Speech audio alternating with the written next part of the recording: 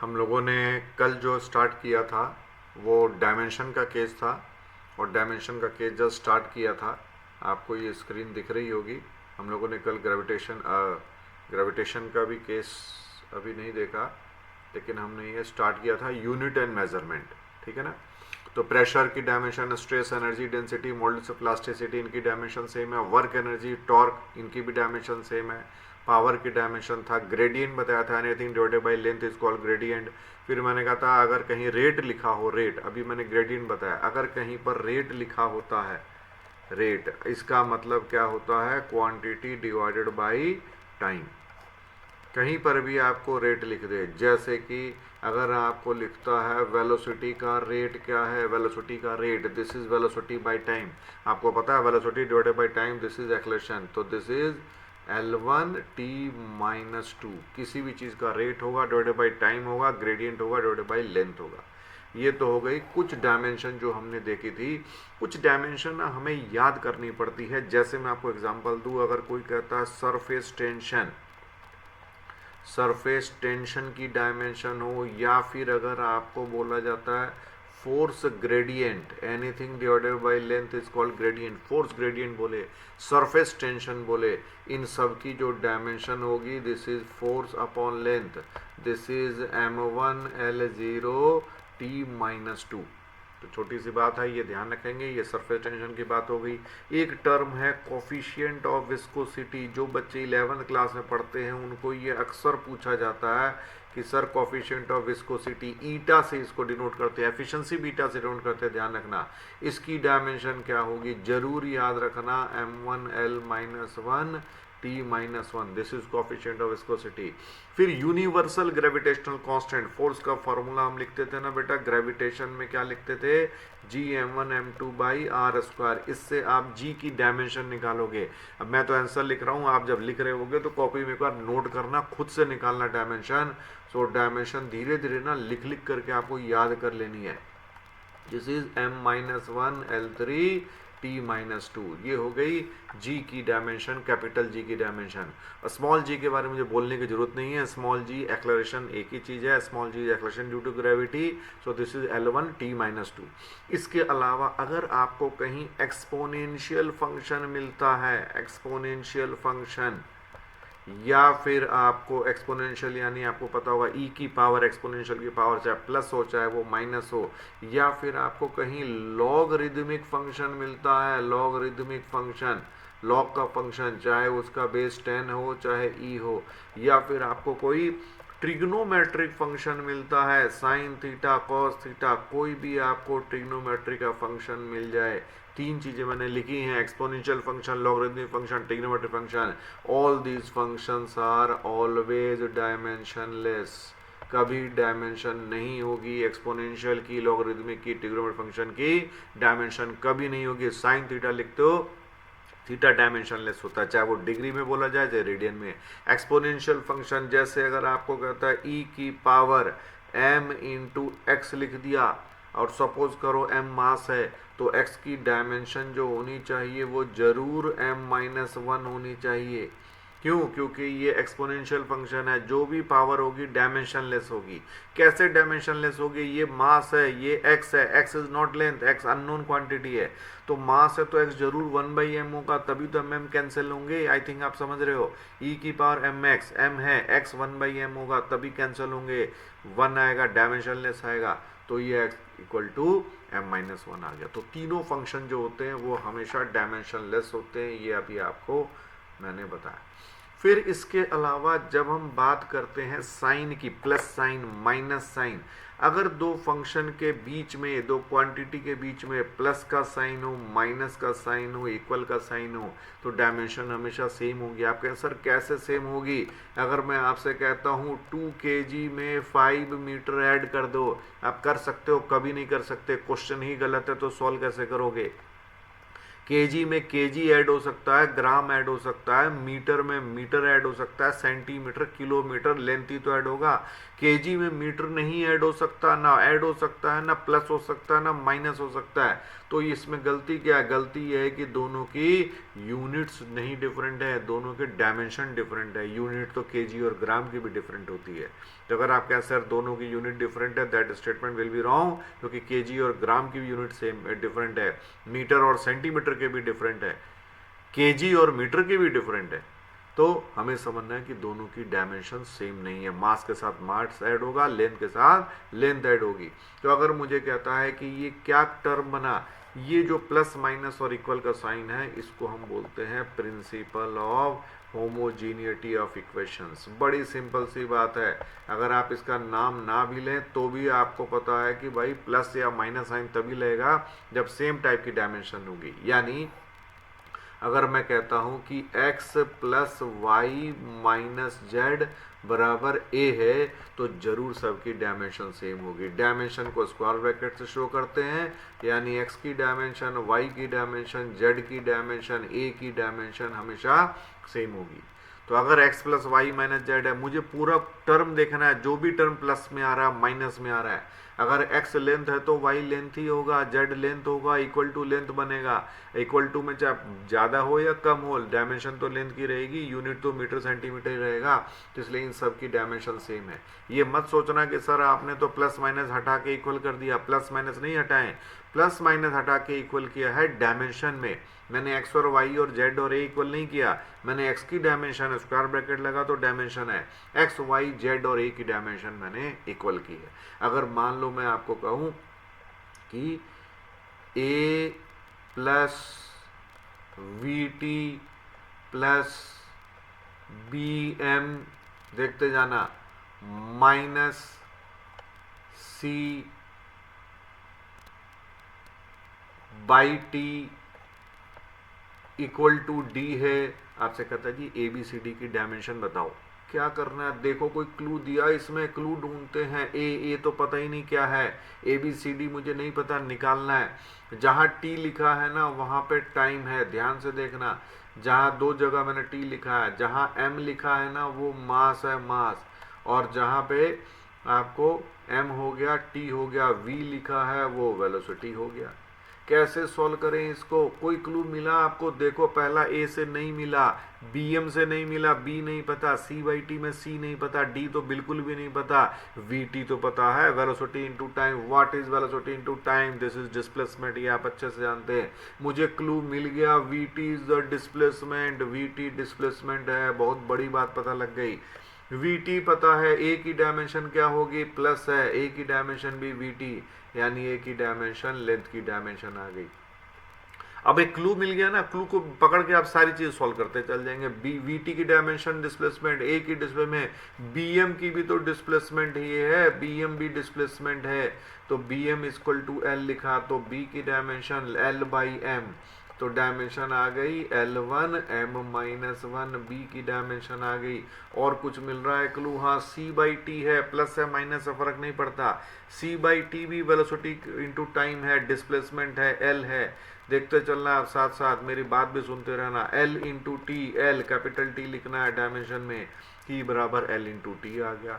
और एक चीज आपसे पूछी गई है, डी पूछा गया, डी इक्वल टू साइन है, प्लस साइन है, माइनस साइन है, सबकी डायमेंशन सेम। ये मैं जितने भी ब्रैकेट लगाऊंगा ना ये सबकी डायमेंशन सेम है, ग्रीन से ब्रैकेट लगा रहा हूँ, सबकी डायमेंशन सेम है। तो डी की भी डायमेंशन वी टी के बराबर है, डी की डायमेंशन भी एल के बराबर है। तो ये छोटा सा क्वेश्चन था, क्या पूछा गया था? होमोजेनिटी ऑफ इक्वेशन का कंसेप्ट था। प्लस माइनस से इक्वल का साइन कहीं दिखे तो डायमेंशन सेम होगी। थोड़ा सा और आगे बढ़ते हैं, थोड़ा सा और आगे आपको कोशिश करनी है कि अगर आप साथ साथ लिख सके तो बहुत अच्छा है, बट इसको नोट जरूर करना है। अगर मान लो मैं आपको कहूँ A plus B by C minus T, this is equal to रो।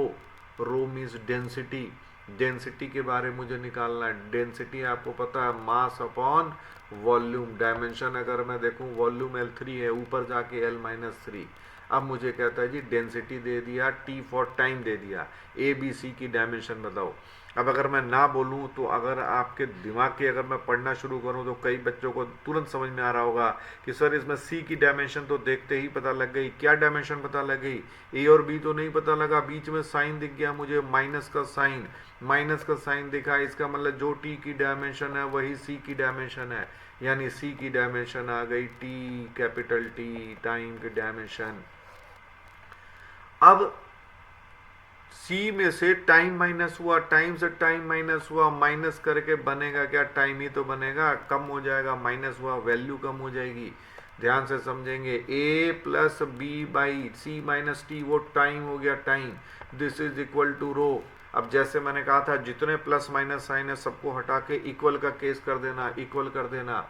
यानी अगला स्टेप क्या करूँगा देखते चलिए, ये है ए बहुत हल्का सा आ गया, थोड़ा सा बड़ा कर दें ए, फिर यहाँ पर b बाई टी, जरा देखते चलना, b बाई टी और रो, इन सब की डायमेंशन सेम होगी।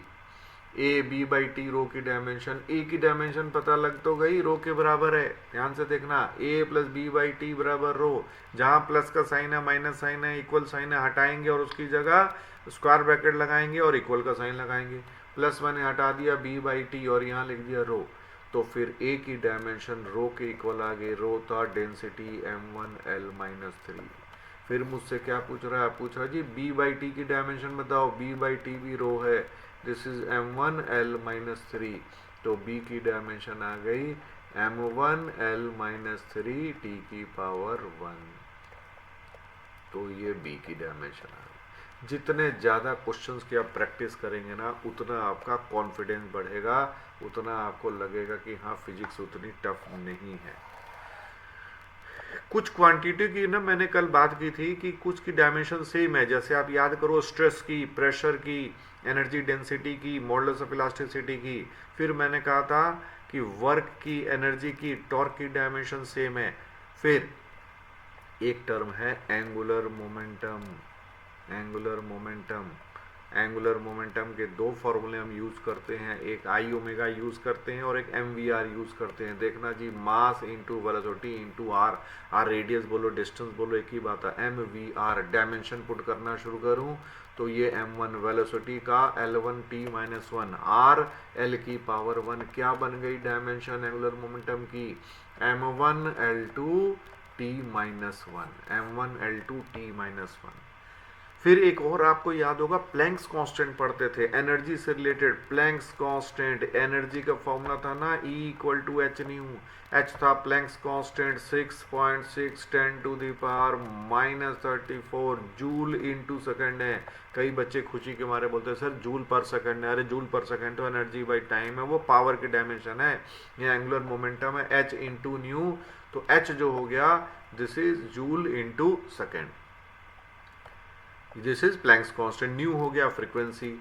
मेरे को एच की डायमेंशन निकालनी है, एच की dimension energy upon new, energy की डायमेंशन हम पढ़ चुके हैं m1l2 t माइनस 2। न्यू क्या है, new is the frequency, frequency क्या है 1 बाई टाइम, फ्रीक्वेंसी की जगह लिखोगे t की पावर -1, तो एच की डायमेंशन मैं यहाँ लिख रहा हूँ Planck's constant dimension m1l2 t की पावर -2 + 1, ध्यान से सुनिएगा -2 + 1, दिस इज t माइनस 1। अरे ये क्या हो गया, ये तो दोनों की डायमेंशन सेम है। एंगुलर मोमेंटम प्लैंक्स कांस्टेंट आपको तुरंत दिख रहा होगा m1l2 t minus 1, m1l2 t minus 1। अब ये रूल बन गया, एक बार ये क्वेश्चन पूछ चुका है कि एंगुलर मोमेंटम की डायमेंशन किससे मैच करती है, ये डायमेंशन हमेशा प्लैंक्स कांस्टेंट से मैच करती है, प्लैंक्स कांस्टेंट से। ये चीजें देखते साथ ही आपको क्लिक हो जाए m1l2 t माइनस 1। जितने भी एंगल होंगे, अभी बताया था एंगल होंगे, सुनते चलना, रिवीजन भी होती रहेगी। एंगल होंगे, ट्रिग्नोमेट्रिक फंक्शंस होंगे, sine cos tan cosec sec cot हो गया, और इसके अलावा एंगल ट्रिग्नोमेट्रिक फंक्शन के अलावा एक्सपोनेंशियल फंक्शन होंगे, लॉगरिथमिक फंक्शन होंगे, they all are always dimensionless. अभी जो मैं अभी आपको बता रहा था थोड़ी देर पहले, प्लस का साइन, माइनस का साइन, इक्वल का sign, that is principle of homogeneity. अगर ये साइन बीच में आ रहे हैं तो ये सब के सब डायमेंशनलेस होंगे। फिर ना डायमेंशन में क्वेश्चन पूछता है कि फॉर्मूला कैसे डिराइव करेंगे। फॉर्मूला डिराइव करने के पहले मैं एक छोटी सी बात बोलता हूँ, आप ये फॉर्मूला जरूर पढ़ा होगा, S = ut plus half A T square, हर बच्चा जानता है, एक्सेलरेशन कांस्टेंट के लिए फॉर्मूला है। अगर आपसे कोई फॉर्मूला सही है, हाँ सही है, तो अगर कोई फॉर्मूला सही है तो डायमेंशनली भी सही होगा। If a formula is correct then dimensionally it must also be correct, but it is not necessary, सुनते जाना, but not necessary that if a formula is dimensionally correct then the formula is correct. ये मैं कोई game नहीं खेल रहा हूँ active passive की, ध्यान से सुनना। S बराबर U T plus half A T square, ये फॉर्मूला सही है, मुझे बोलने की जरूरत नहीं, हर बच्चा जानता है। अगर कोई फॉर्मूला सही है तो वो डायमेंशनली भी सही होगा। If formula is correct then it must also be dimensionally correct. But अगर मैं आपको कहूं कि ये फॉर्मूला वही है, खाली मैंने साइन चेंज कर दिया, क्या ये फॉर्मूला सही है? आप कहेंगे सर नहीं सही है, आप तो कहीं भी साइन लगा दिया, प्लस की जगह माइनस कर दिया, फॉर्मूला तो प्लस के लिए था। मैं यहाँ माइनस लगा दूं या यहाँ माइनस लगा दूं या दोनों प्लस माइनस उल्टा कर दूं, कोई भी केस कर दूं, फॉर्मूला डायमेंशनली तो सही है but this is not a correct formula. यानी मैं बताना ये चाहता हूँ, मैं लिख रहा हूँ, आप इसको नोट कर लेना। If a formula is correct, if a formula is correct then it must be dimensionally correct। अगर कोई फॉर्मूला करेक्ट है तो डायमेंशनली करेक्ट जरूर होगा, but converse is not necessarily true. या मैं लिखूं but if a formula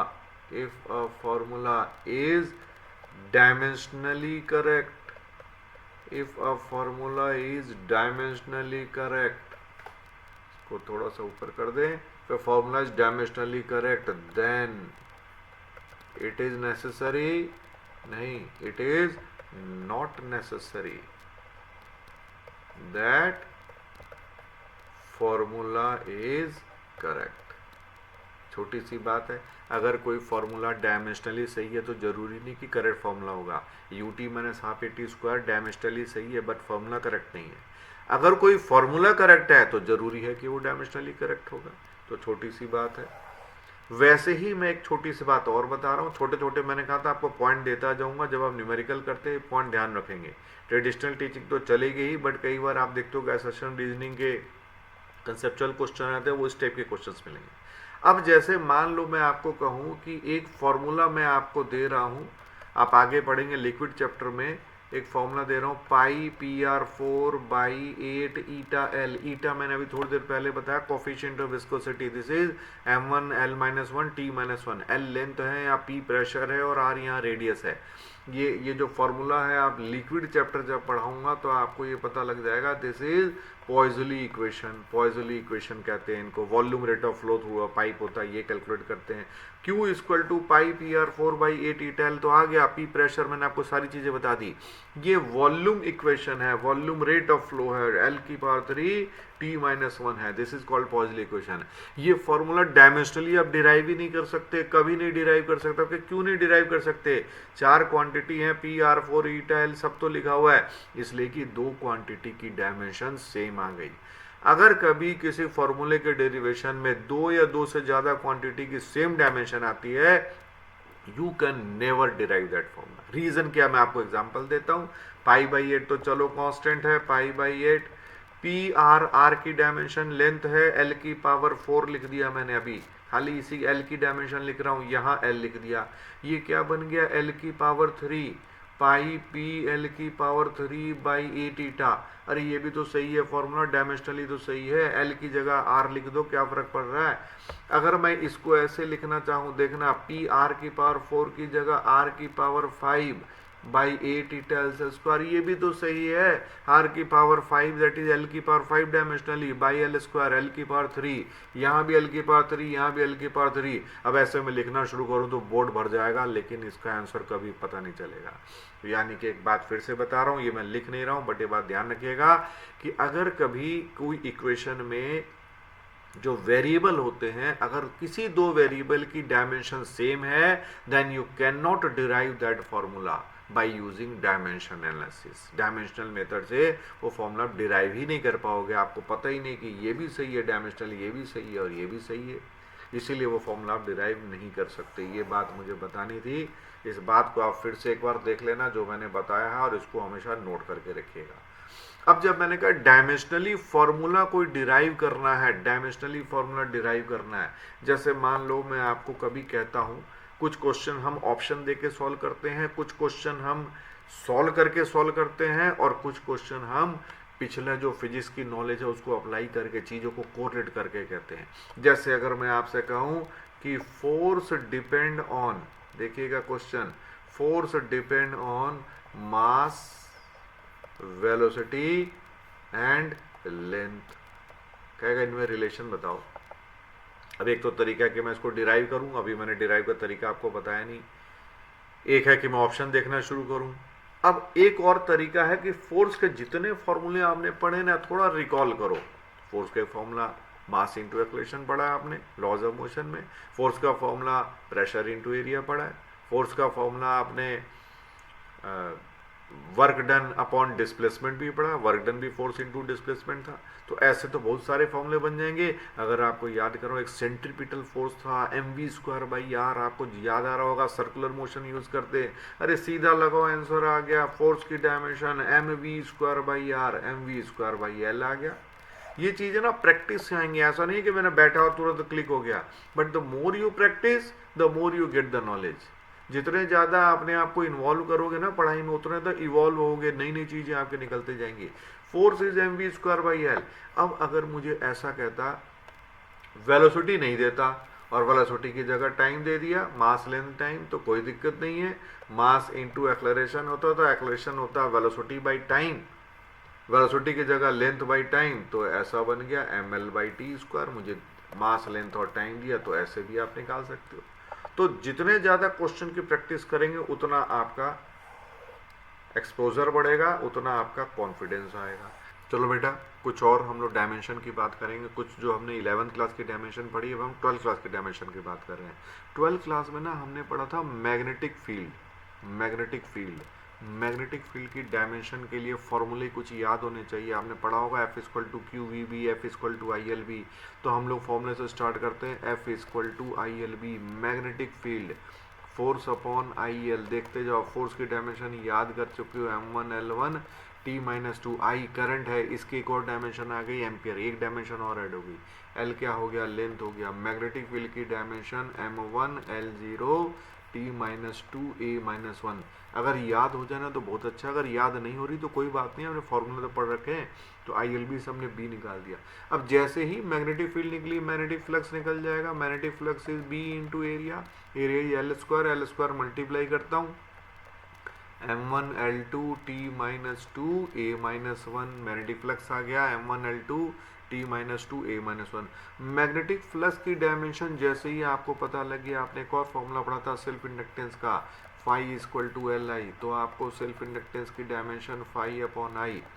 flux की फॉर्मूले से आपने करंट की डायमेंशन डिवाइड करनी है, A-1 था। आई थिंक अगर आप ध्यान से सुन रहे हैं तो आपको पता लग गया, M1L2 T-2 A⁻²। Self inductance कैसे आया, फ्लक्स से आया। फ्लक्स हमने इधर निकाला, इसमें से I डिवाइड किया, I इज एम्पियर हो गया। M1L2 T-2 A⁻1 हो गया। This is self inductance. अच्छा, एनर्जी डेंसिटी, एनर्जी डेंसिटी होता है और एक होता है एनर्जी। तो एनर्जी का फॉर्मूला अगर आपको किसी क्वेश्चन में कहता है जी Li², हाफ Li², तो ये सब डायमेंशन एनर्जी की हो गई। एनर्जी की डायमेंशन हाफ Li²। आप इसको ना ऐसे भी लिख सकते हो, φ²/2I, फाई की जगह Li पुट करो। आप इसको ऐसे भी कर सकते हो, हाफ φ×I। ये सब एनर्जी की डायमेंशन है। पोटेंशियल हो, काइनेटिक हो, एनर्जी एनर्जी है। Potential energy, kinetic energy, vibrational energy, gravitational potential energy, electric potential energy, सबकी डायमेंशन सेम होगी। जैसे मैंने हाफ Li² लिखा, वैसे ही एनर्जी आप हाफ CV² के टर्म में लिख सकते हो। आपने इलेक्ट्रोस्टैटिक पोटेंशियल एनर्जी कैपेसिटेंस में पढ़ी होगी, हाफ CV² लिख सकते हो। और इसको आप ऐसे भी पढ़ा होगा Q²/2C, और आपने इसको ऐसे ही पढ़ा होगा हाफ Q×V। कहने का मतलब ये सब एनर्जी की ही डायमेंशंस हैं। फिर ये हमने सेल्फ इंडक्टेंस टर्म निकाला। फिर इसके हम और आगे बढ़ते हैं। सेल्फ इंडक्टेंस बाद इलेक्ट्रिक फील्ड का फॉर्मूला। इलेक्ट्रिक फील्ड क्या होती है, force upon charge. Force upon charge, force upon charge, charge का फॉर्मूला I×T, यानी A×T, A for ampere. Force का फॉर्मूला मैं लिखता हूँ M1L1 T-2 divided by ampere into time. ये कितना बन गया, M1L1 T-3 A-1। फिर से सुना, electric field force of F=Q, ये आपने पढ़ा है, E=F/Q। Q की जगह AT पुट करो, आपको इसकी डायमेंशन आ गई इलेक्ट्रिक फील्ड। इलेक्ट्रिक फील्ड, अब जैसे मैंने magnetic field, magnetic flux, self inductance निकाला था, वैसे यहाँ निकालता जाऊंगा फॉर्मूला। इलेक्ट्रिक फील्ड आ गया electric flux is E into area, L square करूंगा, एल स्क्वायर करूंगा तो L one into L square, this is M one L three T minus three A minus one, तो this is electric flux. Electric flux आपको याद होगा, electric flux का formula जो था, इससे आपको गॉस थ्योरम लगाते थे, electric flux equal to Q by epsilon naught, तो इससे आपको एप्सिलॉन नॉट की डायमेंशन आ गई Q by electric flux, Q is ampere into time, I into T is Q, flux की वैल्यू यहाँ से पुट कर दो, this is M one L three T minus three A की पावर माइनस वन, तो electric permittivity क्या बन गया, एम माइनस वन, ध्यान से देखना, एम माइनस वन एल की पावर माइनस थ्री, ये टी माइनस थ्री ऊपर जाके टी की पावर फोर हो गया ऐड होके, और ये ए की पावर माइनस टू। कुछ याद करो ना करो, एप्सिलॉन नॉट की डायमेंशन जरूर याद कर लेना। और ऐसे ही मैं छोटी सी बात यहीं बता रहा हूँ, जैसे हम मैग्नेटिक फील्ड निकाल रहे थे, सबसे ऊपर हमने मैग्नेटिक फील्ड निकाला है, ये देखो ये आपको मैग्नेटिक फील्ड दिख रहा है, मैग्नेटिक फील्ड से ही हम परमिबिलिटी की भी डायमेंशन निकाल सकते हैं। बी का फॉर्मूला आपको याद होगा, अगर किसी सर्कल में अगर करंट घूम रहा है तो मैग्नेटिक फील्ड सेंटर पे होती थी mu naught I by two r, straight wire के चलते mu naught I by two pi r, तो हमें पाई से मतलब नहीं है, टू से मतलब नहीं है, डायमेंशनली देखना है mu naught I by two r, तो म्यू नॉट की डायमेंशन हो गई b into are, r is radius by current, तो म्यू नॉट की डायमेंशन बी इंटू आर, ये क्वेश्चन पूछ चुका है म्यू नॉट का। बी की डायमेंशन आप देख लो क्या लिखा है, एम वन, एल जीरो है छोड़ दो, टी माइनस टू ए की पावर माइनस वन, आर यानी लेंथ की पावर वन, करंट यानी एम्पियर, म्यू नॉट की dimension this is M one l one t minus two ampere की पावर माइनस टू, ये म्यू नॉट की dimension याद कर लो तो भला हो जाएगा तुम्हारा, म्यू नॉट का भी और एप्सिलॉन नॉट का भी। बातें और बोलनी थी मैंने, जरा जल्दी से करूं। जो c है, जो स्पीड ऑफ लाइट है, इसका जो फॉर्मूला है, एक c का फॉर्मूला स्पीड ऑफ लाइट का एक और फॉर्मूला है म्यू इंटू एप्सिलॉन, मीडियम होगा तो म्यू ही, या एयर या वैक्यूम होगा तो म्यू नॉट एप्सिलॉन नॉट हो जाएगा, तो c equal to one by root mu, ये फॉर्मूला आप इलेक्ट्रोमैग्नेटिक वेव्स में भी पढ़ते हैं, परमिबिलिटी परमिटिविटी है, तो एक ये c का फॉर्मूला ध्यान रखोगे।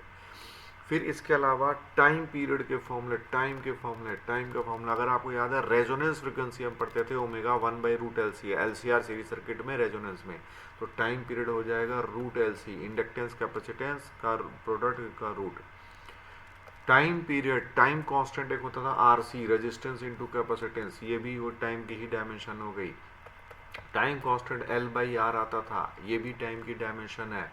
सिंपल पेंडुलम में टाइम पीरियड का formula two pi root L by G, ये भी टाइम की डायमेंशन है। स्प्रिंग वाले केस में टाइम पीरियड का फॉर्मूला रूट एम बाई के था स्प्रिंग कांस्टेंट, एम मास हो गया, ये भी टाइम का फॉर्मूला है।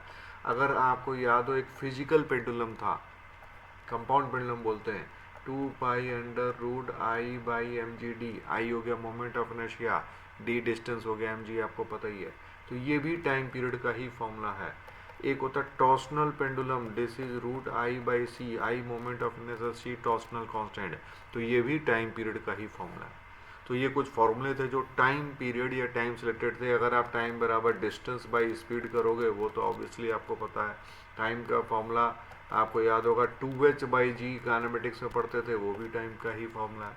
तो ऐसे फॉर्मूले भी आप बना बना के या चेक करके आप इसको लिख सकते हैं। छोटी सी बात बता रहा हूँ कि एक ना क्वेश्चन पूछा था नीट में, वो ग्रेविटेशन से बहुत ज़्यादा फैसिनेटेड हो गया था, तो gravitation potential, gravitational potential energy, gravitational field intensity, gravitational constant, इसने चार इधर लिख दिए और चार उसके डायमेंशन लिख दिए और कहा कि मैट्रिक्स मैच करके दिखाओ। तो ग्रेविटेशनल कांस्टेंट जो है वो तो वही था, अभी थोड़ी देर पहले मैंने आपको पिछली वीडियो में बताया था, m minus one L three T minus two, ये gravitational constant. Gravitational field intensity, gravitational नहीं, इसके पहले मैं बताऊंगा ग्रेविटेशनल फील्ड इंटेंसिटी पढ़ लेते हैं। इंटेंसिटी जो होती है, this is basic gravitational field, this is basically acceleration, force per unit mass, force per unit mass. तो ये इंटेंसिटी नॉर्मल इंटेंसिटी से डिफरेंट है, इलेक्ट्रिक फील्ड इंटेंसिटी डिफरेंट है, मैग्नेटिक फील्ड इंटेंसिटी डिफरेंट है। तो ये तो सिंपल हो गया, acceleration L T minus two, acceleration हो गया, तो this is gravitational field intensity. अगर मुझे बोलता है ग्रेविटेशनल पोटेंशियल एनर्जी, अब मैंने आपको अब थोड़ी देर पहले बोला था energy, kinetic energy, potential energy, heat energy, sound energy, electric energy, magnetic energy, अरे किसी भी टाइप की एनर्जी हो, एनर्जी तो एनर्जी है, डायमेंशन एक ही थी। तो ग्रेविटेशनल पोटेंशियल एनर्जी की डायमेंशन m1l2 t-2, हर केस में यही रहेगा। फिर एक और उसने पूछा जो कि वो मैट्रिक्स मैथ्स का क्वेश्चन था, क्या था, gravitational potential, gravitational potential, gravitational potential क्या था। अब पोटेंशियल की डेफिनेशन अगर आपको याद हो तो मैं अगर इलेक्ट्रिक पोटेंशियल की डेफिनेशन बोलूँ, it is the amount of work done to bring a unit charge, बाकी की जरूरत नहीं है। तो work done per unit charge electrostatic potential, work done per unit mass ये ग्रेविटेशनल पोटेंशियल। डेफिनेशन की नेचर वही है बट ये पर यूनिट मास हो गया। तो वर्क डन का फॉर्मूला m1l2 t-2, मास हो गया m1, तो ये आ गया m⁻0 l2 t-2। तो ये ग्रेविटेशनल पोटेंशियल, चूंकि ऐसा क्वेश्चन पूछ चुका है इसलिए मैं ऐसा कर रहा हूँ। अब सेम पैटर्न पे आपको पूछ सकता है electric field intensity, electric potential energy, electric potential. तो यहाँ जहाँ मास डिवाइड कर देते वहाँ चार्ज डिवाइड करोगे, nature of question will be same. और चार्ज जहाँ लिखते हो Q बराबर A into T, ampere into time लिख दीजिए। प्यारे बच्चों, कुछ वीडियोस आपने देखी जो डायमेंशन से रिलेटेड थी। कोशिश तो ये थी कि हम एक वीडियो में ही हम पूरी डायमेंशन कंप्लीट कर दें और 2 या 3 वीडियो के अंदर पूरा यूनिट मेजरमेंट फिनिश कर दें, क्योंकि इसमें उतना हमें स्ट्रेस नहीं देना तो है स्ट्रेस, लेकिन उतना नहीं देना जितना स्ट्रेस हमने motion straight line and onwards के चैप्टर में देना है। बट चूंकि पॉइंट इतने सारे होते हैं, नीट के जो प्रीवियस पेपर्स का अगर आप एनालिसिस करेंगे तो आपको क्वेश्चंस इतने सारे मिलेंगे, तो इसलिए 2 वीडियोस आ गई हैं जो डायमेंशन से रिलेटेड। नेक्स्ट वीडियो में भी डायमेंशन का थोड़ा पार्ट रहेगा और बाकी एरर्स, सिग्निफिकेंट फिगर्स और कुछ 2-4 छोटे छोटे पॉइंट जो हैं लीस्ट काउंट वगैरह वो इंक्लूड करूँगा। तो कोशिश ये करेंगे कि आपका जो मैंने आपको पिछली वीडियो में बताया था कि जो नीट का पेपर है उसके 1 महीना पहले ही मैं आपके सारा टॉपिक फिनिश कर दूँ, क्योंकि आपको प्रैक्टिस भी करनी है और ज़्यादा से ज़्यादा रिवीजन भी करनी है आपको। तो ये चीज़ें आपको ध्यान देनी है।